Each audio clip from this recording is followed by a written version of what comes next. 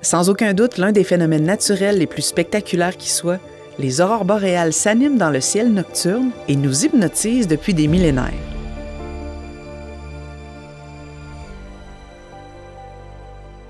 Longtemps associés à des esprits, aux âmes des défunts ou à des divinités par plusieurs civilisations, les aurores boréales sont les manifestations de la magie de notre univers et continuent d'inspirer et d'émerveiller les observateurs du monde entier.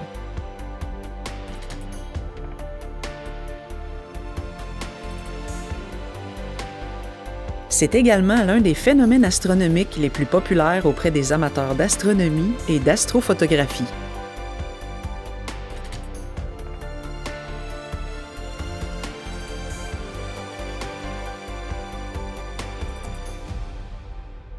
Mais d'où viennent ces magnifiques lumières qui dansent dans le ciel nocturne?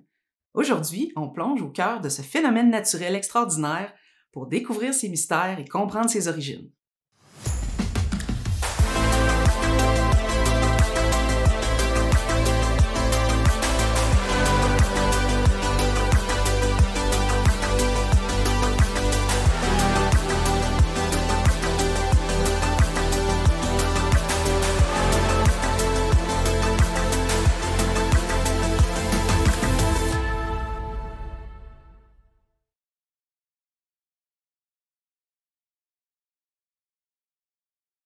Les aurores boréales sont donc le résultat de l'interaction complexe entre le vent solaire et l'atmosphère terrestre. Au cœur même de notre système solaire, le Soleil est le moteur principal des aurores boréales.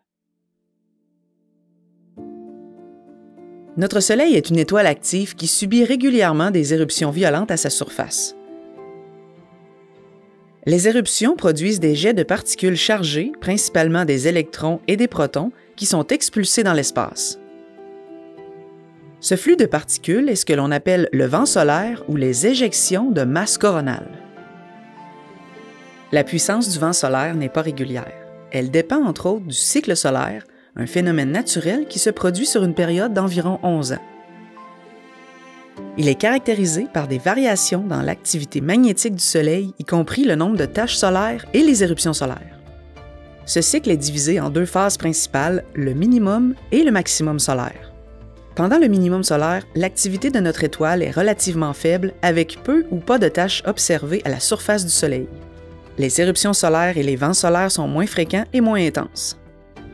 Cela se traduit généralement par une diminution de l'activité des aurores, ce qui signifie que celles-ci sont moins fréquentes et moins visibles durant le minimum solaire. À l'inverse, le maximum solaire, qui se produit à peu près à la moitié du cycle solaire, est marqué par un pic d'activité et augmente considérablement l'intensité des aurores qui illuminent le ciel nocturne. Durant cette phase, le nombre de taches augmente, tout comme le nombre d'éruptions solaires et de vents solaires. Lorsque le Soleil est plus actif, il émet davantage de particules chargées et de vents solaires qui interagissent avec la magnétosphère terrestre pour produire des aurores boréales plus fréquentes et plus intenses.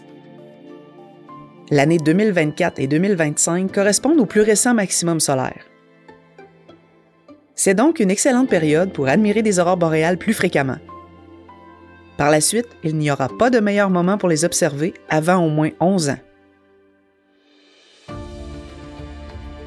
La Terre, quant à elle, est entourée d'un champ magnétique puissant appelé magnétosphère qui agit comme un bouclier protecteur contre les particules solaires qui peuvent être nocives pour la vie sur notre planète.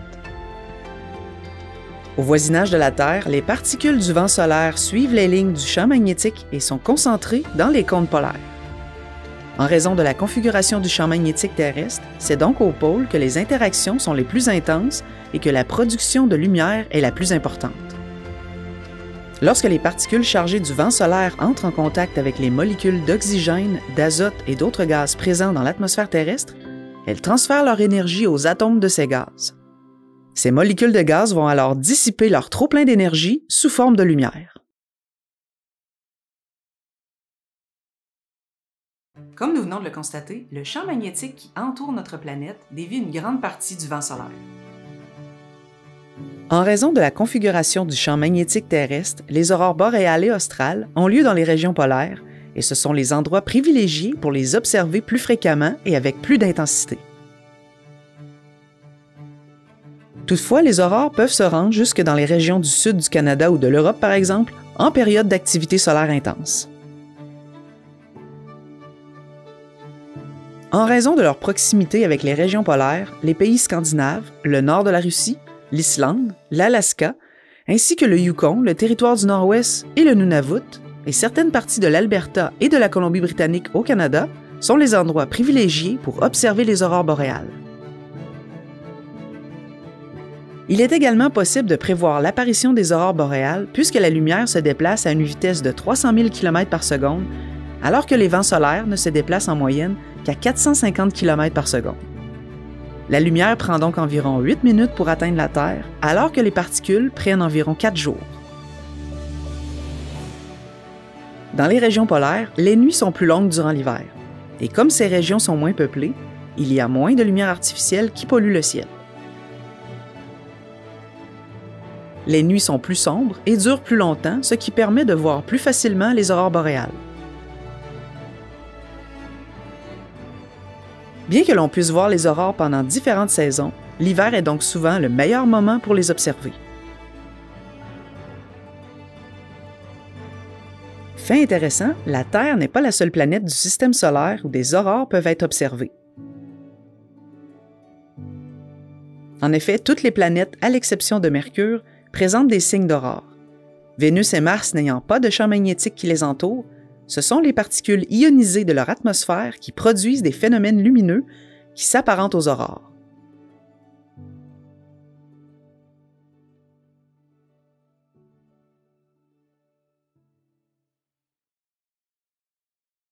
Les aurores boréales peuvent avoir différentes teintes de couleurs, mais saviez-vous que les couleurs des aurores nous donnent une indication sur l'endroit où elles se forment dans l'atmosphère et les gaz qui en sont à l'origine?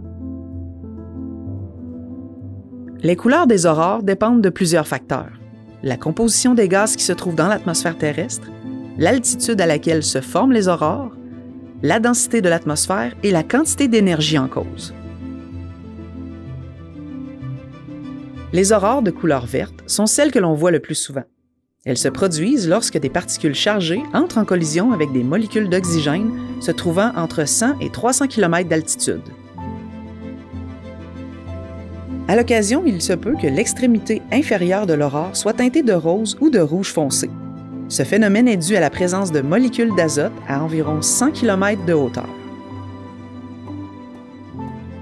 Un peu plus haut dans l'atmosphère, c'est-à-dire entre 300 et 400 km d'altitude, les collisions avec les atomes d'oxygène produisent des aurores de couleur rouge. Enfin, les molécules d'hydrogène et d'hélium peuvent produire des aurores bleues et mauves. Ces teintes sont toutefois difficiles à percevoir à l'œil nu puisqu'elles se démarquent difficilement du ciel nocturne. Mais peu importe leur couleur, une chose est certaine, le spectacle des aurores boréales ne vous laissera pas indifférent. Ces spectacles lumineux célestes continuent de nous émerveiller et de nous captiver.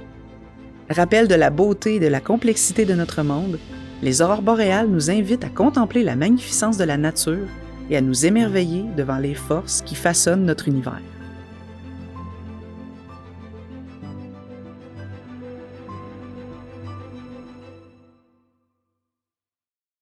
Et voilà, c'est tout pour aujourd'hui. J'espère que cet épisode vous a permis d'en apprendre un peu plus sur ce phénomène naturel spectaculaire.